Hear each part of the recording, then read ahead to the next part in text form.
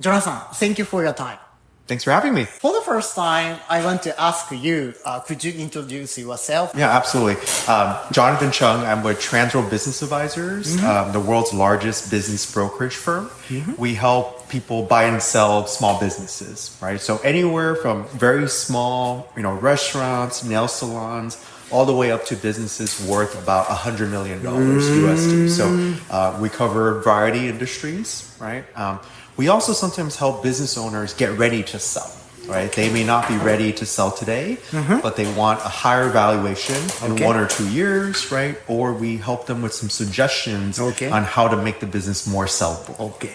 So today I'm talking about how to grow business and how to sell business. Right. And before starting this business, you have experience working in startup. Is it right? That's correct. Yeah. What type of startup? Yeah, absolutely. So I co-founded a couple startups. I also worked for a few startups, right? So I co-founded an enterprise software company, and I also co-founded a 3D printer, so a hardware manufacturer. Yeah. And I worked for late stage startups, right, after their Series B, Series C, right, mostly around enterprise software as well, software as a service, SaaS companies. I see. But in this process, what did you feel? I think a little bit different, small business and startup. Yes. I want to listen to this. Yeah, absolutely. So I went to school in the Bay Area, right? So in the Bay Area, a lot of people. You are a Silicon Valley guy. Yeah, exactly. So, I think just among my peers, a lot of people have the home run startup dream. Startup. Yeah. Trying to raise venture capital money and whatnot. So my first startup I did just about a year and a half after college, right? So I started my career at KPMG doing valuation, right? So valuing businesses and intangible assets, which is very helpful now, for the business brokerage side, being able to value businesses. But with that said, my first startup, I was really young, right? Just a few years out of college. And so I think tackling enterprise software is very tough, right? Without the right industry connections, right? Without the right venture capital connections.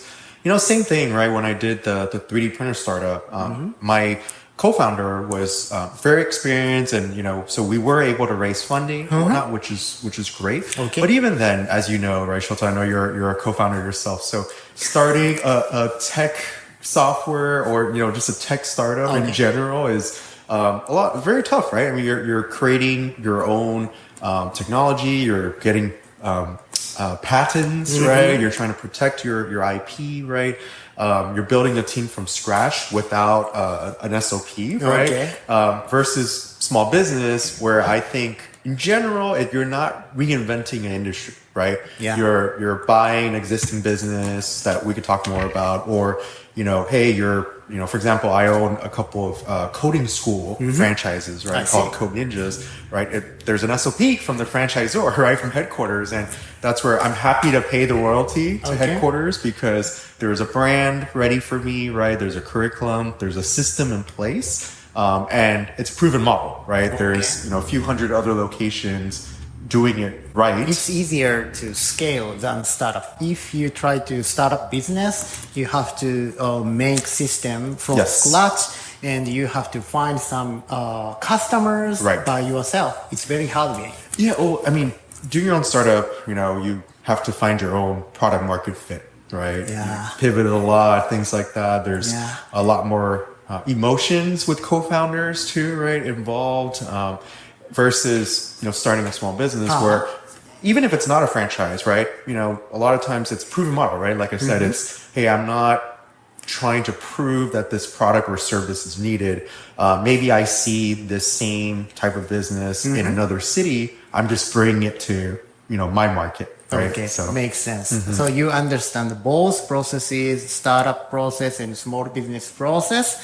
So you try to help founders and owners to sell their small business to other companies. Absolutely. I see. From my experience, it's very hard game to keep startup business, as you told me. What type of owner are suitable for startup business?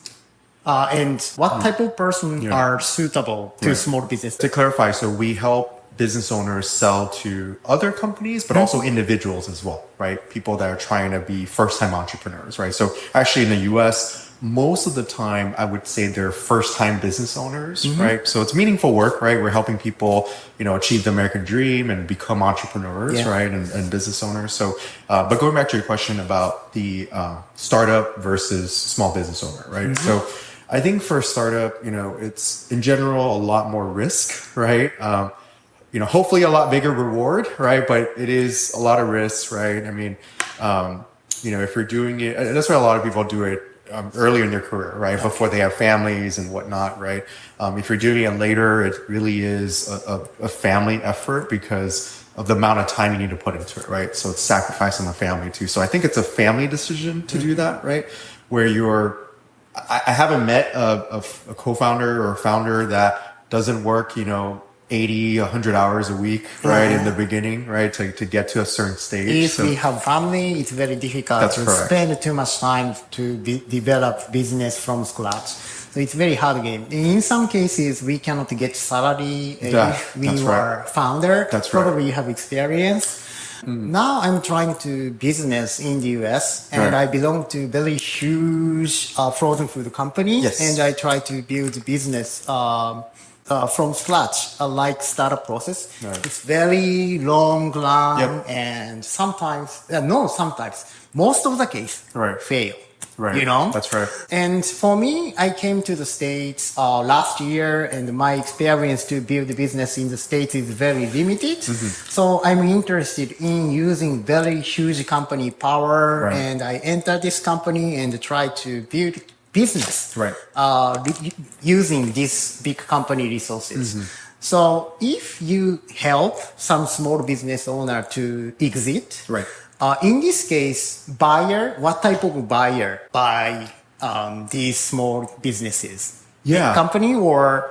So we do, if it's, so the really, really small business that we represent, usually it's not a strategic buyer, right? Usually it's individuals that either they want to run it themselves and replace their income, right? So they leave their, full-time job and run it themselves, or it's a passive, part-time income, right? So for the larger deals, right, let's say, USD maybe 3 million to 20 million valuation, that's where we'll get strategic buyer interest as well. So larger companies. In your business, which range is the main range to sell your business? Yeah, so we try to focus on anywhere from 300K to about 20 million, right? It's kind of a broad range, but I think really it's pretty much what we say is anything smaller than what investment bankers would want to take, we can handle, right? So, and especially our office, and we're based in Los Angeles, right? So,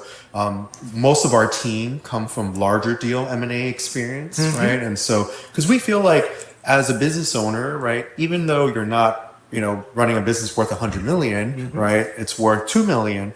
It's still it's your baby, right? It's your sweat and tears, right? When you exit, you deserve that top quality service to ensure you have a smooth and really kind of successful exit, right? Where somebody is taking over your legacy, right? I feel empathy. It is because after I exited my startup based in Tokyo, the publicly listed company keep operating our platform services. I'm very happy I can new challenge in the States. I understand you help the founder, especially having small business founder, help sell their business. I want to ask not only selling, but also after selling, it's very important thing. I think so. After I sold my startup for 2 weeks, I was very sad. There is huge time, but I didn't understand what I have to do as next challenge. So in this case, what type of advice do you share these type of founder after exited? That's a very, very key question that we usually try to align with the seller, right? Before we even go to market and try to sell the business. What are you going to do after, right? Because before selling, do you ask this question? We do. It's actually very important because there are times where, especially if someone started their own small business, right? And, it's maybe they ran this business for 30, 40 years, or maybe it's their second generation family passed on, right? The business is their identity, right? In their market, in their city, right? It's not, hey, I'm Jonathan. It's, whatever my company is, right? So sometimes at the very end, when we find a buyer already, right? Sometimes multiple buyers, right? We have a really good price for them. They get cold feet and they back out because they don't know what's next. They're, maybe they're working, still 5-6 days a week, right? So what do they do next is key. So we do address that very early on, right? So people who are baby boomers who are looking to retire, obviously that's easy, right? They have a clear goal in mind. Okay. Especially the kind of younger entrepreneurs. Yeah, like me, 30s, 20s, That's young right. entrepreneur. In That's this right. case, is it important thing to have what they want to do? Absolutely. So we talk to them, right? I mean, sometimes it's from an interest perspective, right? They're excited to try out another industry, right? Sometimes it's to diversify, right? They want to exit some of their kind of portfolio from a certain industry to invest in others, right? A lot of times we have these conversations because of tax purposes, right? They're serious. They ask you, hey, John, what happens to all my capital gains, right? How do I, potentially defer taxes or whatnot, right? Then they're serious. So I think it's a very important question to talk about first. And there's times that actually either a buyer or seller end up becoming a business broker. So that always happens. That happens actually more often than not too. So Okay. Last question. Good next goal. For example, young entrepreneur, they want to challenge something. I understand it's important thing. Sure. But good answer and bad answer, could you suggest very concrete example? So you're saying for a young entrepreneur Yeah. to want to own a business? I want to say, for example, young entrepreneur, 30s entrepreneur, I don't decide the next business, but I'm very tired to proceed business. But I want to sell business. Could you help me? This is good answer or bad answer? What do you think? It is a tricky answer. Tricky answer. It's a tricky answer. What do you mean? Because are we talking about, is your business worth $50 million or is your business worth 500K? Okay. Right. I think there's a very big difference on how much we're talking about, right? And does this person have other businesses, right? I think the whole story kind of aligns with what is the right decision for that person, right? So, and that's why, honestly, with our team, we have, and we look forward to having these conversations with the entrepreneurs, right? Because our backgrounds, right, we have the, kind of the, what they call boring businesses, right? The franchises or the more steady cash flowing businesses. We also have experience with startups, right? Obviously, you and I, Shota, met at a VC program, venture capital, right? So we are able to have these conversations with the entrepreneurs, right? Because there's really no one size fit all, right? I think the one, I guess, other aspect is if you hear them, if they have, yes, I'm tired right now, right? But are they burned out or bored or a little fatigue of that business is key, right? Because there's always swings, right? So, hey, Shota, your business owner, you're tired, but is it because you're not delegating, right? So your business is actually making a lot of money, but you're learning how to delegate, right? That's especially for first-time business owners, right? Maybe you're younger, you don't have large company experience, you haven't managed people. For the first time, right. we don't, young entrepreneur don't know how to exit it and That's what right. happened after exited. Yeah. So the business that you do is very helpful for all founders, but especially a fast exited founder and not matured founders are interested in consulting this topic with your team. Yeah, well, I think in the US, right, business brokerage is a very mature industry, right? It's been around for 40, 50 plus years, right? I mean, Transworld is a 40-year-old company. In Japan, it's growing market, but not mature. Yeah, very different. Yep. My family is in Taiwan, right? My business partner is Indonesian, right? So similar Taiwan, Indonesia, right? Very early stages of this industry, right? So obviously there's investment banking, right, for larger M&A deals, right? For the business brokerage side, still very, at its infancy, right? But in the US, very mature, right? So I would say yes, if you're a first time person looking to exit, absolutely. But even if you're a seasoned entrepreneur that sold many businesses, right? So for them, it's very helpful and it's very valuable. Still, right? Because what we like to think is we help bring more competition in terms of buyers, right? To the table to buy someone's business. So, we're usually more of a commission-based success fee only, right? But what we like to think is we bring more competition, so we make your business more liquid, right? Okay. When there's more liquidity, obviously your price goes up, right? So it's really not even a cost to you. And getting a buyer is just one part of it, right? Shota, you mentioned, hey, what about after the acquisition, right?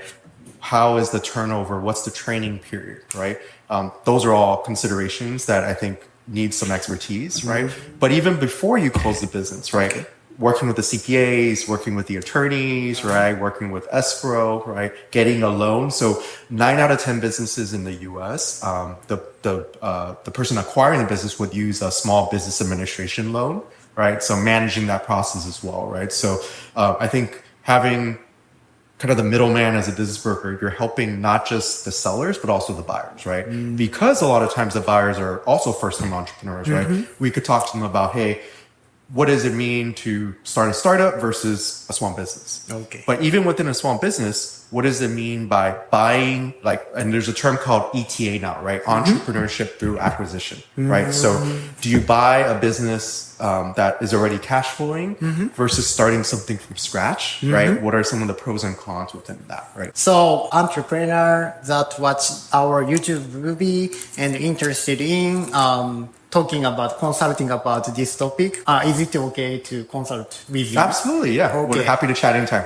Do you have something? What do you want to tell to viewers? Yeah, absolutely. Finally. Yeah, I would say, just it's really fun and rewarding, right, to be an entrepreneur. I think just, in my mind, if you can run a sustainable business, that means what you're providing is valuable to your customers, right? So that level of, value you bring to society, right? The team you build, the value you bring to the community is honestly priceless, right? So, I think it's a lot easier to start a business or buy a business today than it was, say, 20 years ago, right? There's a lot of education online, right? It's a much more kind of a well laid out process, right? So, highly encourage anybody to think about it, right? There's businesses that you need to run full time. There's businesses that you can run part time as well, right? So, we'd love to chat with anybody interested. Yeah, please reach out to Jonathan.